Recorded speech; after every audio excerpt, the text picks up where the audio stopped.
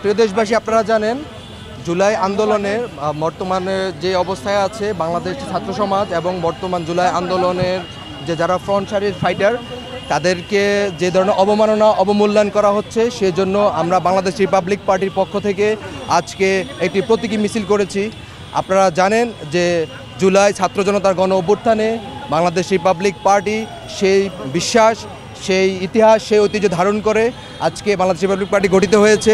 আপনারা জানেন জুলাইতে যারা আহত হয়েছে এবং যারা নিহত হয়েছে তাদের যে ন্যায্য ক্ষতিপূরণ এবং যে জুলাই যারা অত্যাচার করেছে তাদের যে বিচার, সেই বিচার কার্যক্রম স্থবির হয়েছে। তো আমরা বিশ্বাস করি বর্তমান যারা উপদেষ্টা মণ্ডলীতে আছে তারা এই জুলাই শহীদদের রক্তের উপর দিয়ে এবং আহতদের রক্তের উপর দিয়ে আজকে চেয়ারে বসেছে। কিন্তু ক্ষমতার মসনদে বসলে যে অন্যান্য রাজনৈতিক দলরা যেভাবে ভুলে যায় তদ্রূপ আমরা দেখতে পাচ্ছি বর্তমান অন্তর্বর্তীকালীন সরকারের সেই উপদেষ্টা মণ্ডলীও ভুলে গিয়েছে যে জুলাই বলতে কোনো কিছু আছে। যার কারণে বিশেষ করে আমরা দেখি যে ডক্টর আসিফ নজরুল স্যার উনি বর্তমানে উপদেষ্টা মণ্ডলীর অন্যতম একজন সদস্য এবং আপনারা জানেন আরও অনেক উপদেষ্টা আছে যারা জুলাই গণ অভ্যুত্থানের সাথে সরাসরি ফিল্ড থেকে আজকে ক্ষমতার মসনদে বসেছে, কিন্তু দুঃখের বিষয় তারা ভুলে যায়। সেজন্য আজকে ওনাদেরকে স্মরণ করে দিতে চায় এই জুলাই আন্দোলনে যারা আহত, যারা নিহত তাদের ন্যায্য ক্ষতিপূরণ এবং তাদের ন্যায্য বিচার যদি এই বাংলার মাটিতে প্রতিষ্ঠিত না হয় তবে মনে রাখবেন আপনারা কোনো দিনও ছাড় পাবেন না এবং প্রয়োজনে সেই ক্ষমতার চেয়ারে জনতা যেভাবে বসিয়েছে সেই চেয়ার থেকে আপনাদের এই জনতাই আপনাদেরকে তুলে নিয়ে আসবে। আপনারা জনতাকে ভুলে যান।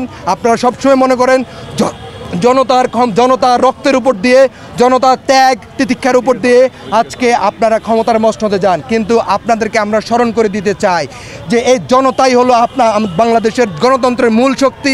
এই জনতা যাকে প্রয়োজন মনে করবে, যাকে ভালো মনে করবে তাকে ক্ষমতার মসনদে বসাতে পারে এবং ক্ষমতার মসনদ থেকে উঠাতে পারে।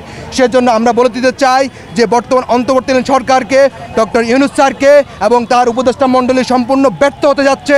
সে ব্যর্থতার দায় হয় আপনারা নিয়ে পদত্যাগ করুন, আর না হয় জুলাই আন্দোলনে আহত এবং নিহতদের যথাযথ মর্যাদা আপনারা প্রদান করুন। বর্তমানে আসিফ নজরুল স্যারের আমরা প্রতীকী মিছিল যেটা করেছি আজকে, আমরা বিশ্বাস করি গণ অভ্যুত্থানের প্রথম সারির যোদ্ধাদের মধ্যে ডক্টর আসিফ নজরুল স্যারও ছিল একজন, কিন্তু যেদিন থেকে তিনি ক্ষমতার মসনদে বসেছেন সেদিন থেকে মনে হয় উনি ভুলে গিয়েছেন যে জুলাই আন্দোলন বলতে কোনো কিছু হয়েছে। উনি বিভিন্ন সময় বলে থাকে যে উনি সঠিকভাবে কাজ করতে পারছেন না। তবে কি উপদেষ্টা মণ্ডলী দিয়ে ওখানে কোনো ধরনের সিন্ডিকেট বা কোনো ধরনের বহির্বিশ্বের প্রেশার আছে সেটি উনি জাতির সামনে খোলামেলা বলুক। আমরা দেখতে চাই যে কোন সিন্ডিকেটে কাজ করে এবং কোন বৈদেশিক প্রেশারে কাজ করে। আমরা বিশ্বাস করি বাংলাদেশের রাজনীতি বাংলাদেশের জনগণ ডিসাইড করবে। সেটা কোনো বহির্বিশ্বের রাজনীতি, বহির্বিশ্বের প্রেশার বাংলাদেশের জনগণ সেটা মেনে নেবে না।